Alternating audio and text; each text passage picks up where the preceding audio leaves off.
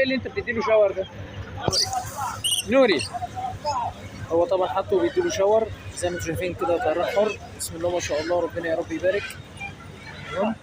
هنا برضو بنوري برضو، بس باحجام ثانيه، باشكال ثانيه، بألوان مختلفة. بسم الله ما شاء الله، الألوان تحفة جدا. الله أكبر، بسم الله ما شاء الله. حاجة الله أكبر، بسم الله ما شاء الله. تمام. عامل كام ده؟ 4,500. عامل 4500. ده ولد ولا بنت؟ ولد ده؟ الله، لسه من غير تحليل. ده نفس الفصيلة؟ سعره يختلف؟ 4,500 برضه. هنا الألوان اختلفت والحجم كمان اختلف. دول شباب. الأستاذ ده اللي كان بيستحمى من شوية نزل له برضه جزء صغير كده من الفيديو.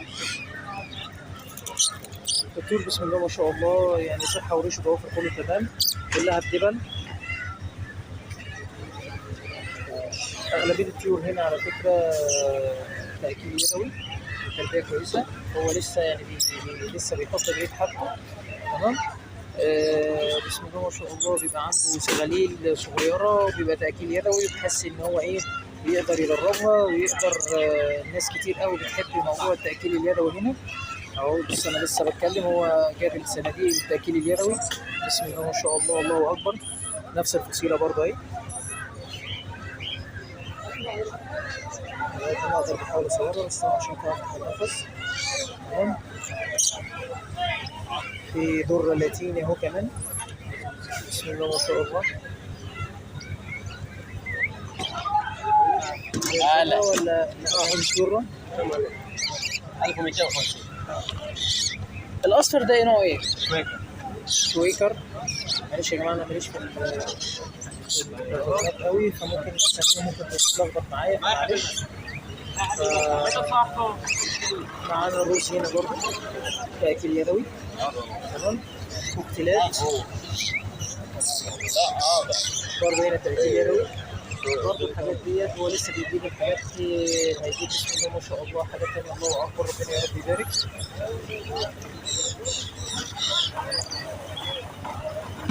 هادي. بسم الله ما شاء الله. سونتونيو رو. صغيرين، حجم أصغر وفي حجم أكبر كتير، أو خلاص على وش الطعم يعني، أو تقريبا مفهومين.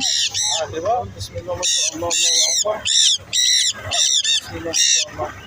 بكام السنتونيو؟ 1100 ريال السنتونيو. تمام. تأكيل يدوي. طبعا حاجة أليفة من غير عض، حاجة كويسة جدا. ينفع تربيها وينفع تخليها موجودة مع أولادك. طبعا حاجة كويسة جدا. أولادك يتعلموا الاهتمام ويتعلموا ازاي يراعوا حاجة زي كده، دي حاجة جميلة قوي. وخصوصا تنمي الأولاد تربيتهم للطيور واهتمامهم، دي حاجة كويسة جدا. إن هم طبعا يشغل بالهم عن الموبايل والإنترنت والحاجات اللي هي إيه ممكن تفسد عقولهم. طبعا عارفين الموبايلات دلوقتي بسم الله ما شاء الله، يعني الاولاد كلهم دلوقتي يعني يا دوب قبل ما بيتفقوا بيمسكوا الموبايل، مش عارفين اخرتها ايه، في الاخر هتدفع على ايه. ربنا يستر عليها على اولادنا. خلينا مكملين معانا ونشوف ايه العصر.